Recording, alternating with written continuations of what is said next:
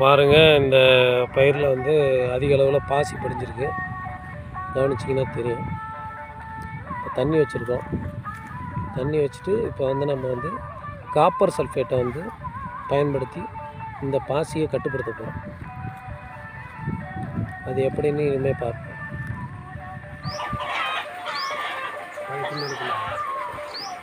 வணக்கம், விவசாயிகளுக்கு வணக்கம். இது வந்து எதற்காக தயார் செய்கிறோம்னா, அதிகப்படியான நெல் வயலில் பாசி படியுது. அந்த பாசியை எப்படி அகற்றலாம், அதற்கான ரெக்கமெண்டேஷன் தான் இது. இது வந்து என்னென்னா, காப்பர் சல்ஃபேட் அப்படிங்கிற ஒரு கெமிக்கல்.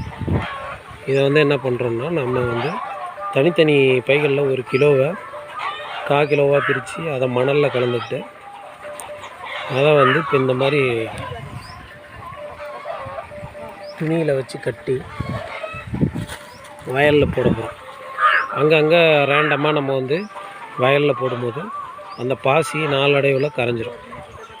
ஏன் அதிக அளவில் பாசி வருது அப்படின்னு பார்த்தீங்கன்னா, நீங்கள் அதிகப்படியான பாஸ்பேட் மணிச்சத்து வந்து அதிக அளவில் ஒரு நிலத்தில் அதிகரிச்சதுன்னா உங்களுக்கு வந்து பாசி இயல்பாகவே அதிகமாக வரும்.